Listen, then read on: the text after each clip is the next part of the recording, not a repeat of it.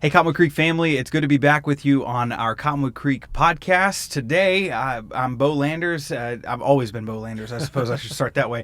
But one of the teaching pastors up here, but we also have Scott Sanford joining us. And if you know Scott, he obviously works on our pastoral team as well. Been here now. How many years have you been at the church? It'll be 24 in January on staff. So 24 years at the church, almost as long as John Mark. Not quite. Not quite there, right?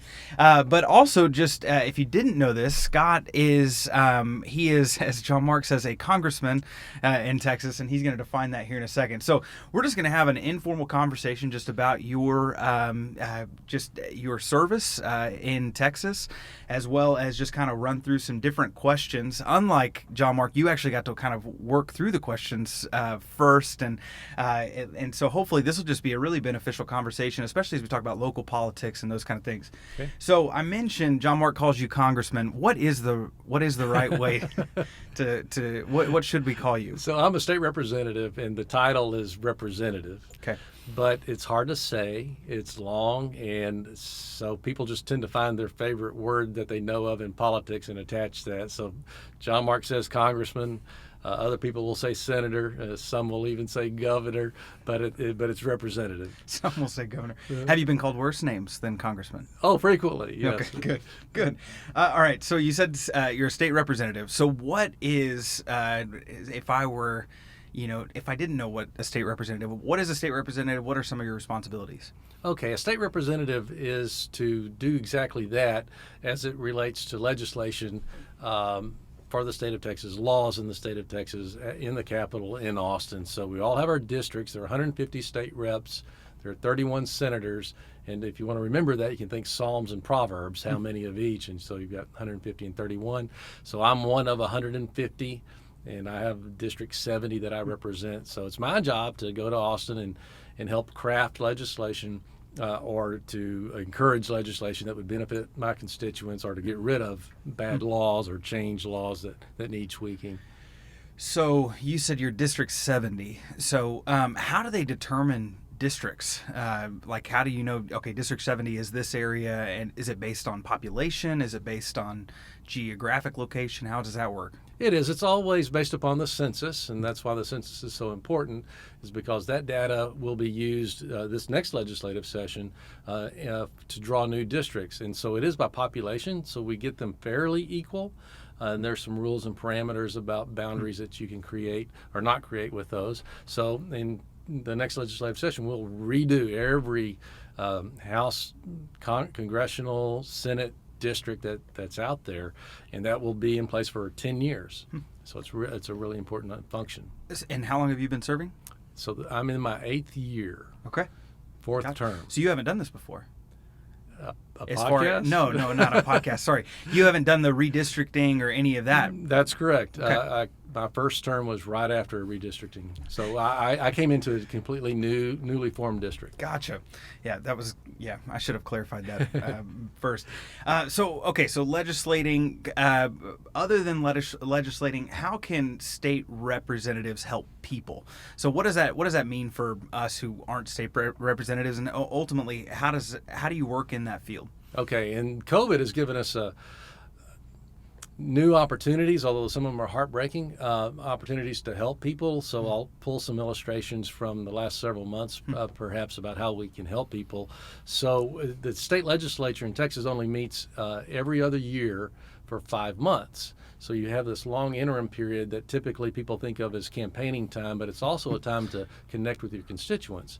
So how do we help? So we're here in the interim, COVID hits, and then all of a sudden people lose their jobs and they can't get through to the Texas Workforce Commission, or their unemployment claim gets bottled up. So we took our staff and trained them in Texas Workforce Commission protocols and procedures, basically made them ex facto Texas Workforce Commission employees. And about 200 of our constituents contacted us. We put the word out, hey, if you have any problems, let us know.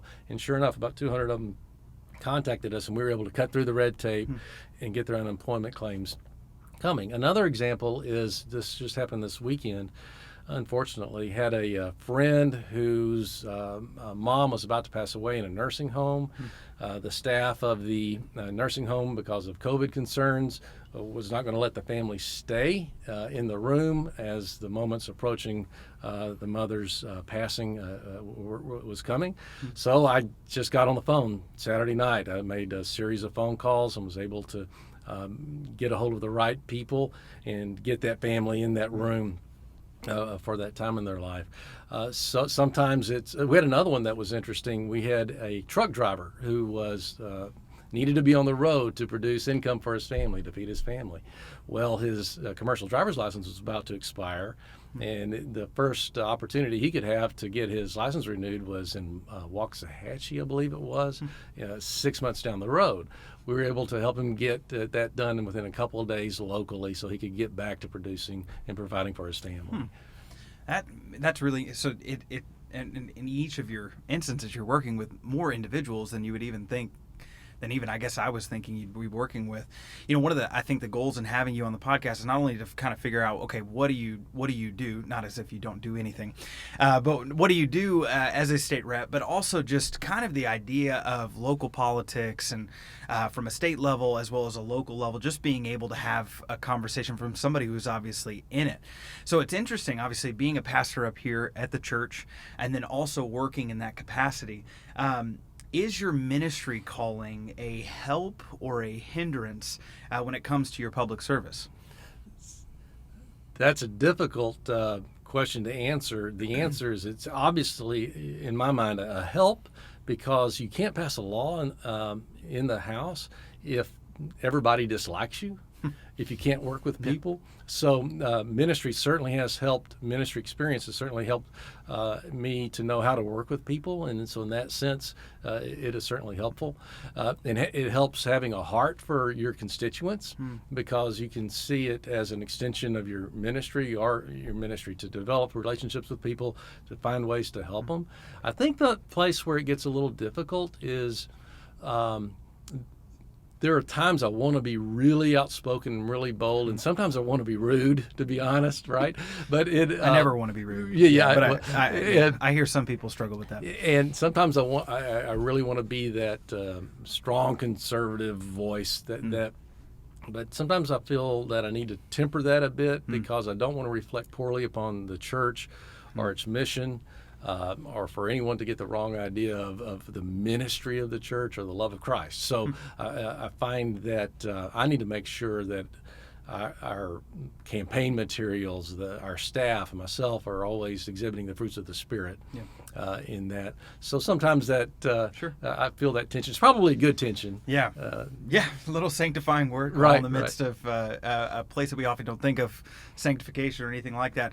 Are there other pastors that you know of that are state representatives or down there with you in Austin? Yeah, I've had an opportunity to serve with a handful. Okay. And they come from different types of churches, different backgrounds, but they work it out. I'll if I can digress a little bit, I think that brings up a point that's really interesting. In Texas, we have what I would call a working citizen legislature. I mentioned it only meets for 5 months every other year, plus special sessions if the governor calls them.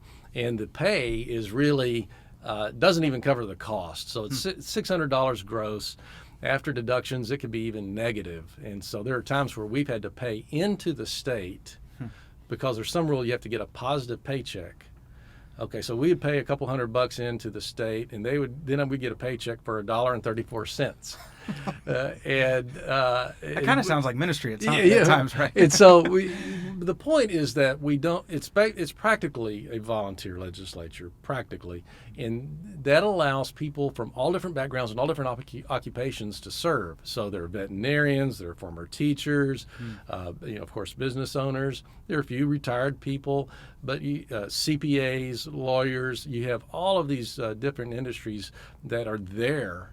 And backgrounds that are there, and I love that about Texas because that brings a wealth of experience and insight. So then Texas is different than other states in that regard? Most states are going to have what you call a professional legislature, where they get a full-time salary, and a lot of them meet all the time. And in Texas, it's probably a good thing to get the legislators out of Austin so that they have to go live under the laws that they wrote with the people that they wrote them over. It increases that accountability factor and that reality factor. Very good. Yeah. learning things even now. Oh, So good. this is good. Good. Yeah.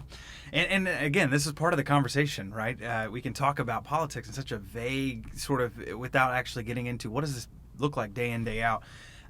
So day in, day out, speaking of, so you've served now 8 years, you said. What are you've got to have some good memories as far as either, I guess, funny ones, if you can share those. If you can't, don't worry about it. But or just some meaningful memories that you might have. Right. Oh, boy, there are a lot of funny ones. Some are sad, but the ones that come to mind is, first of all, a blanket one is that an experience that I've had there is the opportunity to work with people from different backgrounds, completely different from myself, is one of the most rewarding things I have the opportunity to do.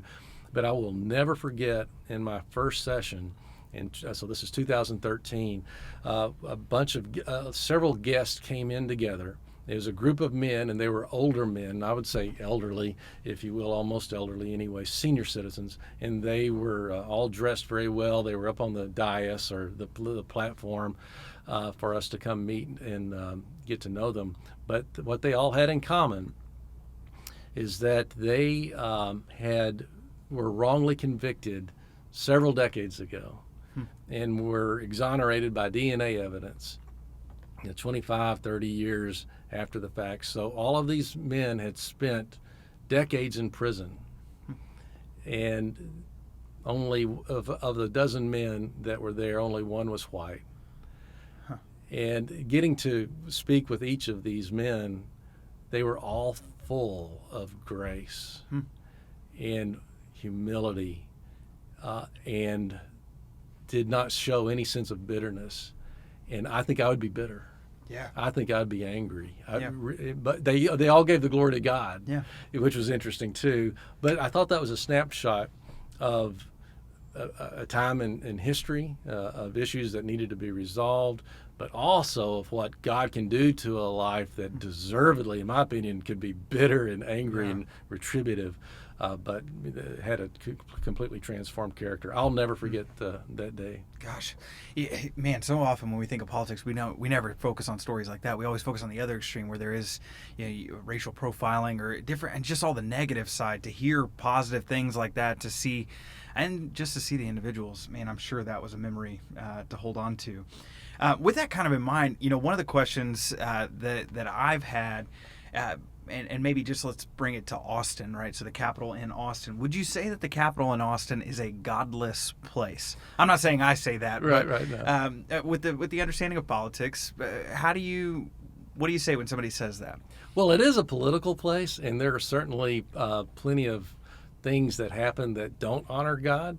But I think I'd like for our folks to know that there are ministries in the Capitol. There are people who are committed to honoring God in their legislative work and how they interact with people. And it's more than just a handful. So there's a ministry called Capitol Commission, that there is a minister whose his mission, basically, it's a mission organization, basically, is to provide for us spiritually as legislators. I was on a call yesterday with him for 30 minutes. So even in this interim time, he's reaching out, and we were having Bible studies online or on the phones, and he'll do that in person when we get there. And he's always checking up on people. And then I'm the co-chair of the Texas Prayer Caucus.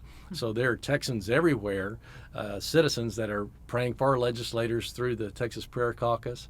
I also chair the Texas Prayer Breakfast, which is every legislative session. We have all the legislators come together for breakfast.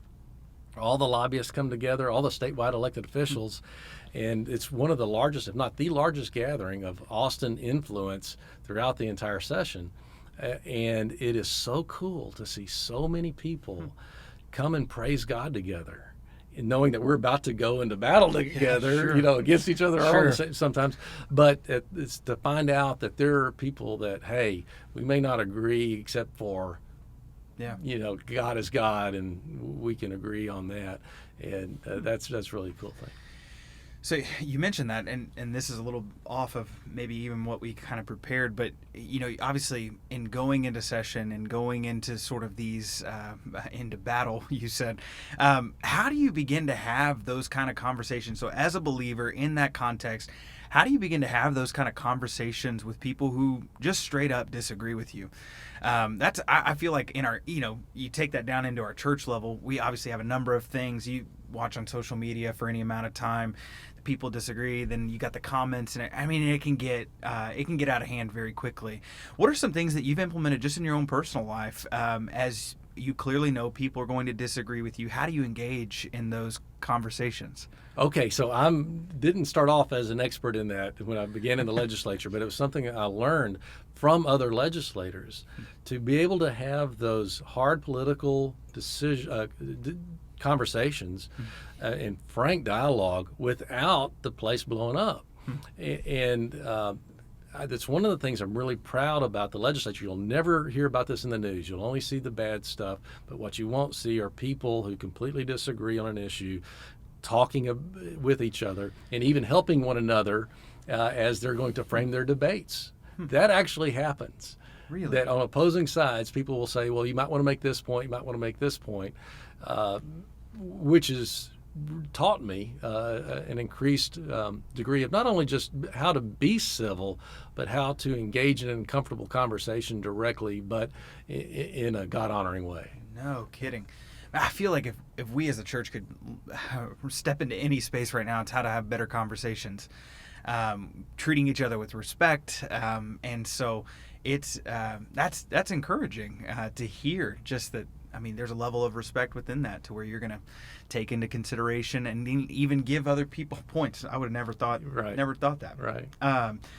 Well, just kind of working through some of these other questions that we had. One I had for you, just as you look at the top issues over the next and the coming months, as you guys even head into session, what are some of the ones that maybe you're willing to share and just that you'll be working hard at? Okay, so the one that's kind of at the top of my list right now because of these times is that the legislature has been basically shut down over the last several months. That really concerns me. I understand the governor's need to limit access to the Capitol perhaps, but at the same point in time, the legislature is a co-equal branch of government with the executive branch, and one branch should never be able to shut down the other branch. And I believe there's some, but in his defense, our Constitution and our laws never anticipated a pandemic type of situation. I don't know if anybody really anticipated this. It's for hurricanes, it's for fires, tornadoes. Yeah. But the emergency laws need to be crafted in such a way now that we know that a pandemic should be considered in those things, so that the legislature can remain active and with its oversight, with its interim work, with its committee hearings. So that's important. The other thing I want to continue to work on that we began last session was it's personal to me, but I think it's personal to a lot of us. We want to work on PTSD issues for our law enforcement and firefighters. Right now, they don't have any protections in law. If they have a bad mental health day, if they were to report that to their supervisor, they could be fired just like that, and they are. And so it creates a culture that you can't speak up. And think about that culture. Think about those. A lot of them bring in a lot of traumatic experiences to the job, and then once they get on the job, all you have to do is ride around with one of these people for a while, and you'll see more and more trauma added to their life experience. And you go, well, no wonder you might need a break once in a while. No wonder you might need a counselor. But the culture now is that you don't report that, and if you do need help, if you're in the Dallas area, you're going to go to Fort Worth, so that no one in the Dallas area knows that you need some help in that area. So we want to provide a legal framework to help that. Now, that's even one of the things, just recently I came on as a chaplain at APD at Allen, and that's one of the things we were talking about, just what it's like to talk to a chaplain versus a professional counselor and the stigma that's even brought into that professional counseling world. That's really interesting. And exciting at the same time to know working toward that. Knowing that, sort of in the campaigning season with that heart, sort of, if you want to call it a heart, maybe it's a lifeless thing, I don't know. But I know it seems brutal often and negative a lot of the times. Why is that? Why is campaigning hard right now? And whether it be in your district or your buddies who are around in other districts, and ultimately what can we do as constituents, voters, those kind of things? Okay, I do have opinions on this. I like positive campaigning. I like encouraging people. I don't like tearing people down, no matter the circumstance, if at all possible. But we see in our culture... Unless it's John Mark and he just happens to say something silly, right? Well, that's a given. Okay, we have a lot of canned responses just based upon what he might say. We can anticipate those, right? So So I blame the issue of polarization that we have today squarely at the feet of social media. Okay, so what I think is happening is that social media is driving us apart based upon the algorithms that they provide us. But to understand, well, why is it they do that? It's because they are paid by advertisers based upon how they're able to keep our attention. And if they can't keep our attention, or they can't get us to act on some of their content, they don't get paid. So they've got a financial interest to keep us locked in. And so how do they do that? The best way they found out that they can do that is to present us content or posts from other people or ads that go to our lower nature, if you will, so that will appeal to our rage. So if they can create an emotional rage response in us by something that we see, then they'll feed us more of that because it will keep us engaged and they can earn more money. So, and also the other, well, I'll continue on this just a bit. So it takes us further and further apart, there's no money in the middle. There's only money at either extreme. Right. So we're only going to get served up those things. The other thing, so it becomes mean. The other thing is that there's very few news outlets that aren't critically dependent upon either your attention or your direct funding. And to raise money in these days, you've got to create a panic. You've got to create a rage. You've got to create that visceral response so people will exaggerate. Or only report on those things that might do that so that their fundraising efforts can go forward. So based on social media, among other things, really primarily social media and the polarization, now we see campaigning at such extremes. I know research is coming out and saying that the two parties, if you talk about Democrats and Republicans both, they're growing further and further apart. Do you think that has to, is this all in the same conversation? It is. Yeah. It is. So kind of saying that, I'll go to the pastoral side then. You and I have had side conversations about social media and polarization within, and there's no doubt we see it. The question becomes, I think, for us as the church and Christians, how do we recognize sort of, I almost want to say the MO of social media to almost polarize us on purpose for financial gain? How do we both recognize that and then sort of rise above it as Christians, knowing that that's the case? How do we begin to operate in those fields? I'm glad you asked that, because that's something that we're not going to fix today, but we've got to start that conversation. How do we do that? And so what we try to do is we only post positive content, and we're always posting encouraging content. I try to find people that are doing things right in the community and encourage that so that it'll be repeated. So anytime we find a kid that's accomplished something. When you say we find, you're talking... I'm talking about my office, right. My staff, me personally. Okay. My wife's the same way. Sure. So if we find somebody that's accomplished something, a kid in a school, or a law enforcement officer got a promotion, or a puppy was saved somewhere, that's the type of thing that we want to push. Or there was a business accomplishment, somebody got a recognition for. We want to just keep it positive and encourage more of the same. Yeah, so that's definitely how you're doing it on your side. How do you think that we as Christians and as sort of just, obviously we're talking to our Cottonwood Creek family, how can we almost engage social media differently? I think on one end, there's a sense where we have to be aware that this is exactly what this system is doing to us, right? And so that awareness should then say, okay, how now do we act? How do we as Cottonwood family even navigate those? I think that is another great question, Beau, that I didn't provide you. This is yours. No, we're just having a conversation. That's it. So I got an illustration, I think, that helps. If you're going to stay on social media and if you want to get control of it, it's going to be hard. It's going to take time. The perfect illustration is that I wanted to share every day John Mark's 40-day devotional thing that he and Gina were doing. And so I thought, well, I'll just go through my feed and I'll find it. No, I didn't find it. So I had to go search Pastor John Mark Caton on Facebook.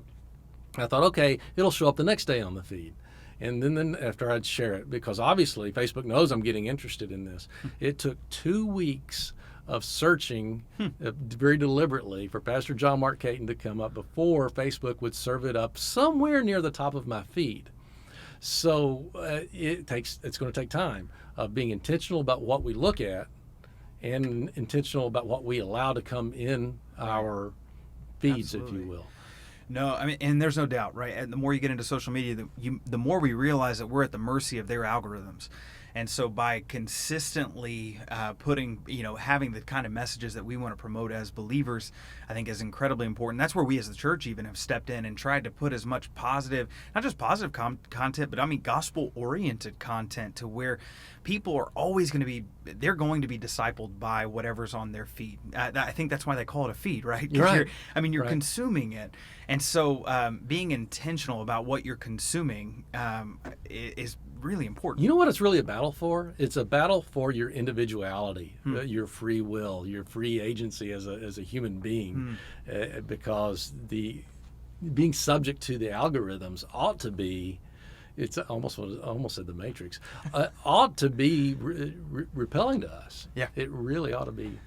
Yeah, but I mean, that's why Scripture makes it clear over and again that we need to continually be renewing our mind and continually be focusing back on those things, because we can so easily drift. Who'd have thought a conversation on politics get us to that point? But it's true, because if anything, politics has just shown us what social media is designed to do, and if we broaden that out to how it's influencing other spheres of our life, then it just makes sense that we need to not only be aware, but we need to be actively working against that. I know we're kind of getting close to running out of time. But I do want to ask a few other questions for you. When you talk about elections and voting, we often talk about that in the context of the presidential election, right? I mean, that's for sure been the main focus. But obviously, you talk about local elections and you talk about local policies and different things in play.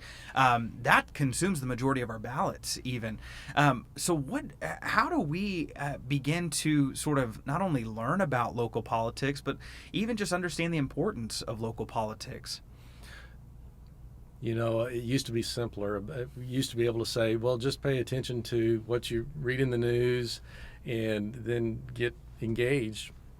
And now it's more difficult to find the true news on things, but nonetheless, we have to find those outlets and be engaged. But at the end of the day, I would say engage. It's kind of like church. There is a place for everybody to engage in a church and to serve. It's that way in our government as well. That and there's so many different levels. But voting is a minimum, right? We've got to vote. But at the same time, if you look out just down your block and you go, how many of these people on my block are probably politically engaged? The answer is probably none. And if you go, I'll get engaged, and it's going to be good for them that I do that, because when the righteous rule, the people rejoice. And so if I'm to get engaged, that's my loving my neighbor, because I'm going to help promote good policies that help our community.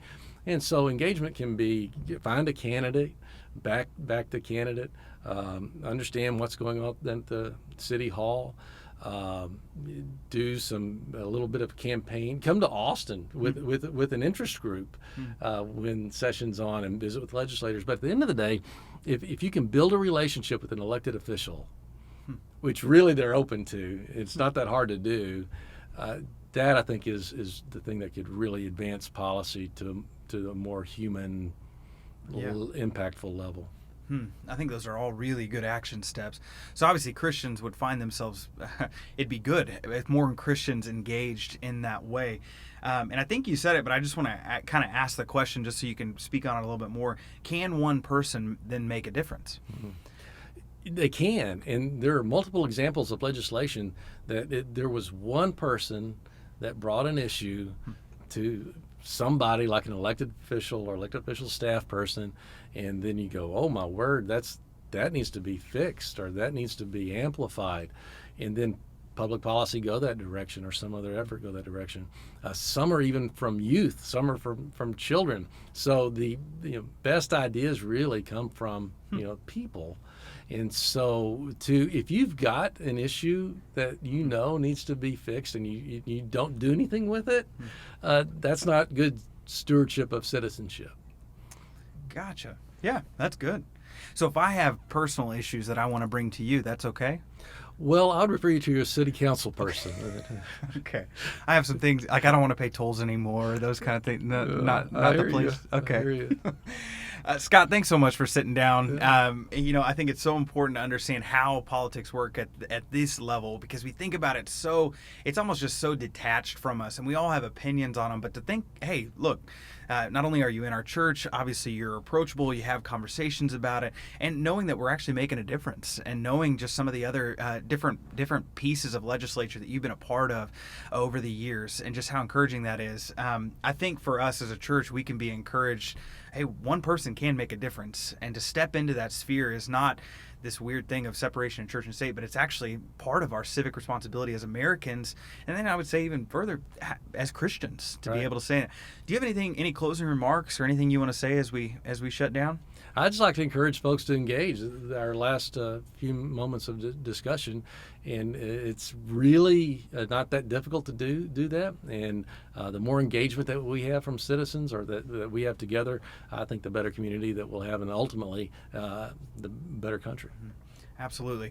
Well, Cottonwood Creek family, it's been good being with you. As Scott has just come on, talked about a number of different things. Hopefully you've been encouraged by this. We'll keep these podcasts rolling, but until then, you guys have a great day. Thanks. Thanks.